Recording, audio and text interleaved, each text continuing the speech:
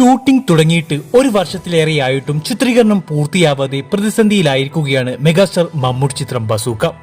കഴിഞ്ഞ വർഷം മേയിൽ ഷൂട്ടിംഗ് ആരംഭിച്ച സിനിമ ഇതുവരെ പൂർത്തിയായിട്ടില്ല. നവാഗതനായ ഡീൻ ഡെന്നിസ് സംവിധാനം ചെയ്യുന്ന ചിത്രം താരങ്ങളുടെ ഡേറ്റ് ഇഷ്യൂസ് മൂലം നിർമ്മാതാവിന്റെ സാമ്പത്തിക പ്രതിസന്ധി മൂലവുമെല്ലാം നീണ്ടുപോവുകയായിരുന്നു.